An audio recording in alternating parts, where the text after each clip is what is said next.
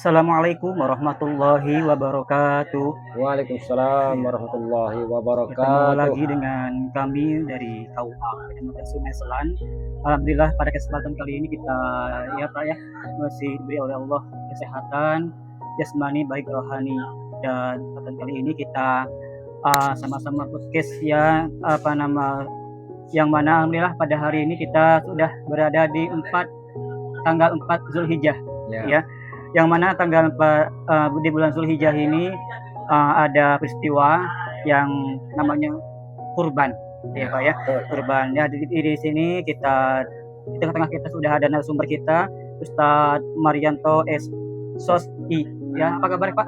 alhamdulillah. Ya, alhamdulillah Pak ya. Baik. Silakan Bapak paparkan seluas mungkin bagaimana atau hukum berkurban itu Pak. Silakan Pak. Baik, terima kasih kepada Pak Wiwin selaku moderator. Assalamualaikum warahmatullahi wabarakatuh. Waalaikumsalam warahmatullahi wabarakatuh. Alhamdulillah, salatu wassalamu ala rasulillah Sayyidina Muhammad ibn Abdullah wa ala alihi wa sahbihi wa wala. Asyhadu an la ilaha illallah wahdahu la syarika lah wa asyhadu anna Muhammadan abduhu wa rasuluh la nabiyya ba'dah. Pemirsa yang saya hormati, Bapak Wiwin selaku moderator. Sehat Pak ya? Ya, alhamdulillah sehat Pak. Alhamdulillah. Sehat. Terima kasih atas kesempatan pada sore hari ini dalam kegiatan podcast di KUA Kecamatan Sungai Selan dengan tema kurban membentuk generasi peduli dan dermawan. Hey. Itu tema yang akan kita angkat Pak Wiwin. Ya, siap. Baik, sedikit kita mengawali jumpa kita pada sore hari ini. Sejatinya ibadah kurban dilakukan di bulan Zulhijjah, tepatnya pada tanggal 10 Zulhijjah, tanggal 11, tanggal 12, dan tanggal 13 Iya. pada hari tasyrik, 11, 12, 13. Kemudian ibadah kurban itu kalau kita melihat sejarahnya berawal dari kisah Ibrahim dan Ismail alaihissalam, bahwa ketika beliau memohon kepada Allah minta dikawin anak, maka hadirlah Ismail. Namun ketika menjelang dewasa diuji lagi yang sangat berat oleh Allah SWT, di mana Nabi Ibrahim alaihissalam mendapatkan mimpi untuk menyembelih anaknya. Ini luar biasa ujiannya, sesuatu yang baru saja dapat anak, sedang manja-manjanya, sedang sayang-sayangnya, mau diperintah oleh Allah untuk disembelih. Ini kan ujian yang sangat besar sekali. Nah, namun ini adalah perintah. Keimanan Ibrahim alaihissalam memang betul-betul diuji. Apakah dia tetap taat kepada Allah Subhanahu wa taala dengan totalitas beriman, keimanannya diuji oleh Allah. Karena ini perintah, maka Ibrahim pun berbincang kepada anaknya. Di dalam komunikasinya itu ya bertanyalah Ibrahim, Pak Uwin, bahwa saya melihat dalam mimpi saya menyembelih kamu, perintah Allah untuk menyembelih kamu. Ya, si anak Ismail menjawab dengan tegas. Di dalam kisahnya itu bahwa Ismail juga, kalau ini memang perintah Allah, silakan dikerjakan ayah. Ya. Saya ikhlas, saya siap bersabar dengan ketentuan dari Allah. Oleh karena sudah sepakat ya, maka dilakukanlah penyembelihan. Ternyata Allah SWT mengganti dengan seekor kibas, kalau tidak salah. Ya. Sejarahnya. Itulah awal sejarah daripada kurban. Kemudian ibadah ini sebetulnya mengajarkan, melatih dan membentuk generasi untuk memiliki rasa peduli dan mengajarkan sikap dermawan. Dia adalah instrumen sarana membentuk karakter anak-anak sekarang agar memiliki rasa peduli dan dermawan kepada sesama. Ya. Kemudian menumbuhkan empati, rasa dimana dia bahwa bagaimana kalau kita ini menjadi orang susah, apakah kita jika tidak dibantu orang. Nah, inilah kurban mengajarkan ketaatan kepada Allah SWT serta mengajarkan kepedulian sosial, dan kurban mengajarkan tentang pembersihan jiwa daripada sifat pelit, bahwa harta yang kita miliki itu mestinya ada yang harus kita korbankan untuk umat. Allah SWT berfirman di dalam surah Al-Kautsar, jelas sekali itu perintahnya, inna a'tayna kal kautsar fasholli li rabbika wanhar. Dua ayat ini cukup untuk menjadi dasar hukum pelaksanaan ibadah kurban. Itu dari Allah. Kata Allah, sesungguhnya kami telah memberikan nikmat yang banyak sekali nikmat yang diberikan kepada kita manusia. Fasholli li rabbika wanhar. Jadi maka sholatlah kamu dan berkurbanlah. Itulah dasar kita, dan kemudian diikuti oleh Muhammad SAW, dan Nabi pun berkurban setiap tahunnya, itu dia untuk dirinya sendiri dan kurban untuk umatnya, sampailah kepada kita generasi sekarang. Jadi ibadah kurban ini adalah sesuatu yang sangat dirasakan dampaknya kepada orang-orang yang sangat membutuhkan, dan bagi kita yang berkorban juga, kalau ada kelebihan finansial, kalau bisa diusahakan untuk kita berkorban. Demikian Pak Win untuk awal ini, apa itu ringkasan daripada ibadah kurban, bahwa pada kesempatan ini kami mengajak pemirsa, jika ada kelebihan harta ya berkorbanlah. Ya, ini adalah perintah Allah SWT, bahwa kita adalah makhluk dan kita mendapatkan pendidikan di situ bagaimana kita hidupnya berbagi kepada sesama. Terima kasih. Assalamualaikum warahmatullahi wabarakatuh. Waalaikumsalam warahmatullahi wabarakatuh. Terima kasih Ustaz Marianto SPF yang telah menyampaikan pemaparan tentang kurbannya. Di sini ada pertanyaan, Ustaz, mohon untuk bisa dijawab ya. Ada pertanyaan dari mungkin dari jamaah bagaimana ya. Ada 6 pertanyaan. Yang pertama, apa yang menjadi dasar disyariatkannya ibadah kurban? Silakan Ustaz. Disyariatkannya ibadah kurban sebagaimana dijelaskan di awal tadi, berawal dari kisah Ibrahim alaihissalam dan anaknya Ismail, kemudian diikuti oleh baginda Rasulullah SAW dan diajarkan oleh Rasulullah kepada para sahabat dan pengikutnya sampailah kepada kita. Kemudian Allah SWT juga berfirman seperti yang saya jelaskan tadi dalam surah Al-Kautsar, inna a'tainakal kautsar fasholli li rabbika wanhar. Jadi di situ sudah jelas syariat berkorban, bahwa syariatnya manusia yang punya kelebihan finansial, punya uang lebih, Pak Wiwin, dia harus mengorbankan sebagian hartanya dengan niat kita karena Allah SWT akan berbagi kepada sesama. Ada rasa peduli seperti itu awalnya. Baik.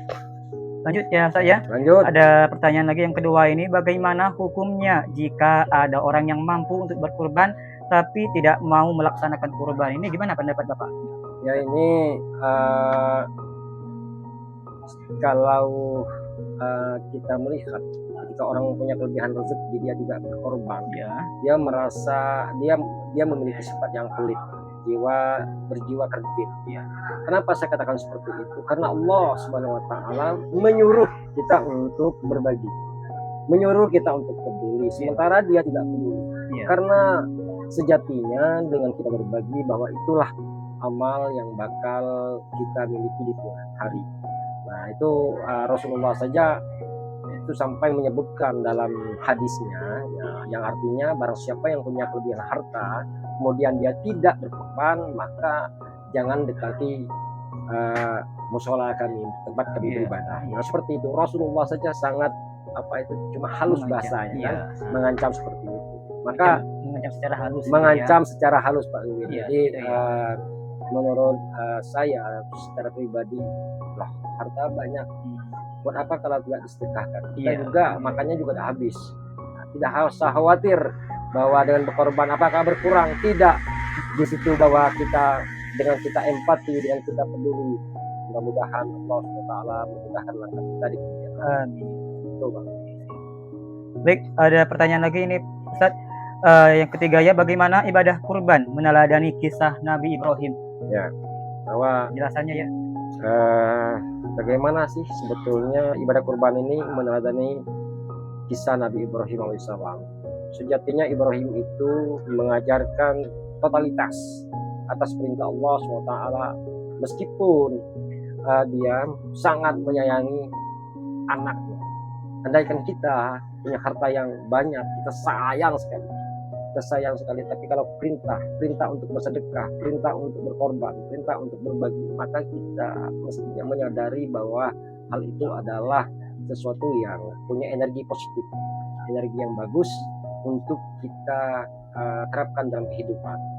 Dan anak-anak hari ini harus tahu itu, harus tahu tentang hal-hal seperti itu. Ajarkan rasa peduli kepada sesama. Jadi keteladanan yang diberikan Ibrahim adalah bagaimana dia adalah manusia yang totalitas beribadah kepada Allah SWT, meskipun dia harus mengorbankan orang-orang yang dia sayangi dalam hidup, terutama anaknya Ismail. Tapi Allah punya rencana yang lain, bahwa yakinlah kita berkorban, maka Allah SWT akan memudahkan kita dan tidak akan memberatkan kita, serta meringankan langkah-langkah kita dalam mencari rezeki. Nah itu Pak Udin. Kita lanjut aja Ustaz ya. Ya. Lanjut, ada lagi pertanyaan, bagaimana ibadah kurban melatih keikhlasan generasi muda untuk berbagi? Ya. Bagaimana pendapat Ustaz ini? Ya, jadi ibadah kurban ini adalah satu ibadah di mana hewan disembelih kemudian dibagikan kepada fakir miskin dan kepada masyarakat sekitar. Jika memang banyak ya kita bagi merata. Jadi sebetulnya di situ adalah bentuk latihan, sebetulnya di situ ada nilai pendidikan karakter, melatih anak-anak sekarang itu untuk berbagi. Bahwa kita dengan kita menyembelih hewan, kita bagikan. Orang akan menikmati bagaimana enaknya daging. Yang mungkin tidak pernah makan daging Pak Wiwin. Jadi diajarkan bagaimana hidupnya berbagi. Ketika orang yang sangat susah diberikan daging seperti itu, ya begitu bergembiranya mereka di hari yang raya seperti itu, suasananya lagi berbahagia, ditambah dengan diantar daging, ya subhanallah Pak Wiwin. Jadi berkah ya. Sebetulnya luar biasa nilai-nilai pendidikan agama Islam ini. Tergantung kita mau enggak, ya, kita punya kesadaran untuk berbagi enggak. Nah seperti itu. Jadi kita latih, kita perlihatkan. Makanya kalau anak-anak lagi kurban itu ramai itu, dia lihat itu, wah lagi meskipun dia melihat cuma nyembelih sapi atau kambing, tapi di situ bahagianya luar biasa ya. Bahagianya luar biasa, dan dia melihat secara langsung bahwa di situ ada praktek pembagian. Secara tim dengan panitianya membagi ke rumah-rumah. Di situ anak-anak tahu. Nah, setidaknya budaya seperti ini, budaya agama kita, agama Islam ini, tradisi yang sudah berjalan sejak lama ini, terus kita lakukan. Semoga anak-anak kita juga punya rasa berbagi dan peduli kepada sesama. Seperti itu Pak Wiwin. Ada 2 pertanyaan lagi ya Pak ya. Baik. Ya, yang selanjutnya, apa dampak sosial dari pembagian daging kurban ini? Yang pertama, dampak pertama adalah mempererat solidaritas. Kita mengikat hubungan yang baik dengan masyarakat kita. Kemudian kita membangun kerukunan. Kita terlihat rukun, kita terlihat damai, kita berbagi. Kemudian ada rasa kasih sayang antar sesama masyarakat, bahwa kita merasa diperhatikan sebagai orang kecil, bahwa orang-orang kaya juga tidak tinggal diam, mereka peduli. Nah seperti itu, dampaknya begitu luar biasa sebetulnya. Ini ajaran yang sangat berharga sekali ibadah kurban. Maka kalau bisa ya kita, Pak Wiwin misalnya ke depan punya rezeki yang bagus. Amin, amin. Saya punya rezeki yang bagus, juga pemirsa yang punya rezeki yang bagus, ya korbankan. Korbanlah untuk agama Allah Subhanahu wa taala. Terutama dalam di suasana Idul Adha seperti ini. Saya insya Allah nanti kalau punya rezeki Pak Wiwin, ya, mudah-mudahan ke depan ya saya akan berkorban untuk diri saya dan untuk orang tua saya, dan untuk kita korban untuk masyarakat yang berada di sekitar. Itu Pak Wiwin. Ya, terakhir ini pertanyaannya Pak ya, ada pertanyaan terakhir.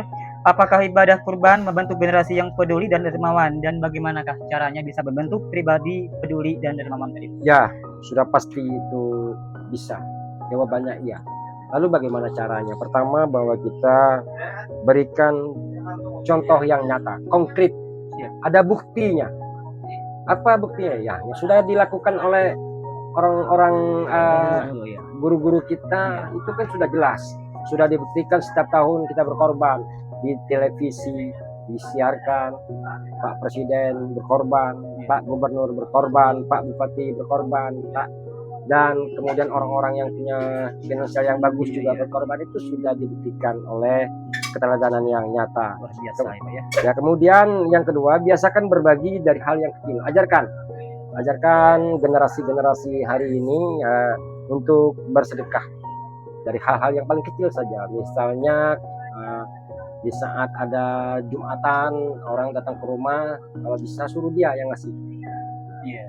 Untuk meletakkan uang, ngasih uang ke kotak amal. Iya. Atau pas ke masjid ke Jumatan, pergi Jumatan bawa uang. Iya. Ya, entah 5.000, entah berapa, dari hal-hal yang paling kecil.